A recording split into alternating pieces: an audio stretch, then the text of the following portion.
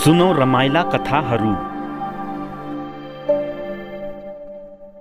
सपना देख्ने होइन, पूरा गर्न सिक्नुहोस्। पुरानो समयको कुरा हो। रामबहादुर नामक एकजना युवक थिए जो गाउँमै हुर्केका थिए। उनी पढाइमा राम्रा थिए तर आफ्नो परिवारको आर्थिक अवस्था कमजोर भएकाले धेरै अवसरहरूबाट वञ्चित भइरहेका थिए। उनको मनमा जहिले पनि एउटा ठूलो सपना थियो, आफै सफल उद्यमी बन्ने। तर सपना देख्नु र त्यसलाई पूरा गर्नु भनेको फरक कुरा हो। उनले गाउँमा बसेरै ठूला ठूला व्यक्तिहरूका बारेमा सुनेका थिए जसले संघर्ष गरेर सफल भए। उनी सोच्थे यदि उनीहरू सफल हुन सक्छन् भने म किन सक्दिन। यही सोचले उनलाई अघि बढ्न प्रेरित गर्यो। सपना देख्ने संघर्ष। रामबहादुरले धेरै योजना बनाए। उनी काठमाडौँ गएर व्यवसाय सिक्न चाहन्थे। परिवारलाई बोझ दिन पनि उनले चाहेनन्, त्यसैले उनले उद्यमी सामान्य काम गर्न सुरु गरे। बिहान पढाइ, दिउँसो सानो किराना पसलमा काम, बेलुकी आफ्नै लागि व्यापारको योजना बनाउने, यस्तै दिनचर्या थियो उनको। कसैले उनलाई भन्थे सपना देखेर मात्रै के हुन्छ,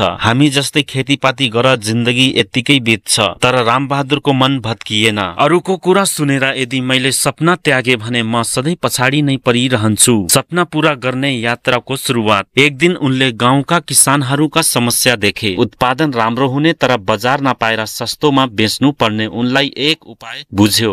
उनले इन्टरनेटबाट जानकारी खोजेर किसानहरूका उत्पादनलाई बजारसम्म पुर्याउने नयाँ योजना बनाए। सुरुवातमा कोही पनि उनको कुरामा विश्वास गर्न तयार थिएनन्। गाउँका बुढापाकाले हाँसे, हामीले वर्षौं खेती गरे, हामीलाई भन्दा तँलाई बजारको राम्रो थाहा छ। तर रामबहादुरले हार मानेनन्। उनले स्थानीय बजार खोजे, केही व्यवसायीहरूसँग कुरा गरे अनि अनलाइन माध्यमबाट पनि सामान बेच्ने तरिका सिके। उनले सामाजिक सञ्जाल प्रयोग गरी गाउँकै उत्पादनलाई प्रचार गर्न सुरु गरे। बिस्तारै उनका ग्राहकहरू बढ्न थाले। सफलताको पहिलो पाइला। केही महिनामै उनले किसानहरूलाई राम्रो मूल्य दिलाउन थाले, जसले पहिलो बिचौलियाले सस्तोमा खरिद गर्थे। अहिले रामबहादुरकै माध्यमबाट बजारमा राम्रो मूल्य पाइरहेका थिए। उनले गाउँमै एउटा सानो कृषि कम्पनी दर्ता गरे जसले किसानहरूका उत्पादनलाई सिधै बजारमा पुर्याउने काम गर्थ्यो। गाउँलेहरूले उनलाई गम्भीर रूपमा लिन थाले। उनका बाबुआमा छोराको मेहनत देखेर गर्वले भरिए। सपना देख्नुस् तर पूरा गर्ने सिक्नुस्। केही वर्षमै रामबहादुरको व्यवसाय देशभर फैलियो। उनी अब सफल उद्यमी थिए। उनलाई धेरै मानिसहरूले सम्मान गर्न थाले। एक दिन ती उही व्यक्तिहरू जसले उनलाई सपना नदेख्न सल्लाह दिएका थिए उनीसँग